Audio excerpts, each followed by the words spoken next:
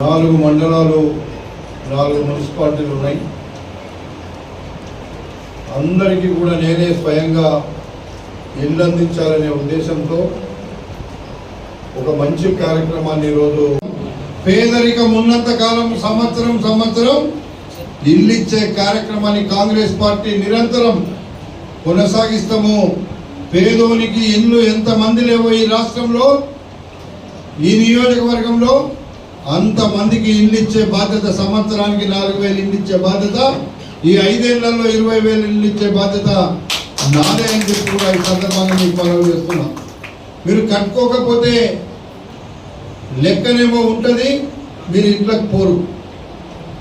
ఎవరైతే కట్టుకోగలుగుతారో వాళ్ళే మీరు ఏ ఇబ్బంది లేకుండా మీరు కట్టుకోండి. అందుకే 600 స్క్వేర్ ఫీట్లు కట్టుకోమని ఒక నిర్ణయం తీసుకున్నాం. ఏదో పెద్ద కట్టుకుంటాము మేము అని మీరు కష్టపడకుండా ఈ 6 లక్షలల్లా 5 లక్షలల్లా మీకు ఎక్కువ ఇబ్బంది కాకుండా ఒక ఇల్లు తయారైపోతుంది. మీ జాగా ఉంటే జాగా మీకే ఉంటుంది, ఎక్కడ పోదు. మీ జాగాలో తర్వాత మీకు వెసులుబాటు అయినాడు మీరు చుట్టూ కాంపౌండ్ వాల్ కట్టుకోండి, లేకపోతే మీరు ఫెన్సింగ్ చేసుకోండి, ఏదైనా చేసుకోండి. ఈ ఉన్న 600 స్క్వేర్ ఫీట్లలో 2 బెడ్రూమ్లు వస్తుంది, ఒక హాల్ వస్తుంది, ఒక కిచెన్ వస్తుంది, 2 బాత్రూమ్లు వస్తున్నాయి. అందుకే మీకు ఇంటి చుట్టూ జాగుంటే మీకే జాగుంటుంది. మీరు కొలుతలలో మాత్రం తప్పు చేస్తే కంప్యూటర్లకు వెళ్ళి మీకు పైసలు రావు. కాబట్టి మీరు పక్కగా ఆడుండే అధికారులు మీకు డబ్బులు రాకుండా మీరు ఏదైనా ఇబ్బంది అయితే వాళ్ళు బాధ్యత తీసుకుంటారు.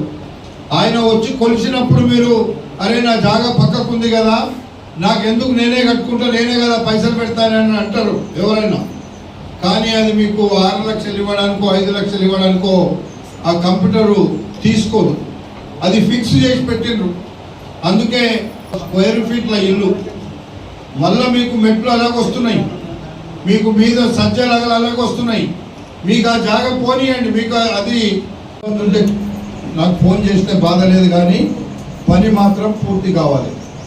అది ఎవరి కోసం చెప్తున్నా, నా కోసం కాదు కదా, మీ అందరి కోసం చెప్తున్నా. మేము ఇచ్చిన పథకాన్ని విజయవంతం చేయాలి, మీరు గుర్తు పెట్టుకోవాలని చెప్తున్నా.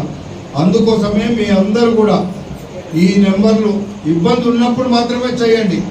ఇప్పుడు మన అధికారులందరూ కూడా మీ ఇండ్లు కట్టించడానికి టైం టు టైం వాళ్ళు మిమ్మల్నే వల్కరిస్తారు. ఇగో మీ టైం అయిపోతుంది, మీరు బేస్మెంట్ అయిపోలేదు అని మీ దగ్గరకు వచ్చేటట్టుగా నేను వాళ్ళకి చెప్తున్నా. ఇప్పుడు ఇక్కడ ఉండేటువంటి మీరు కూడా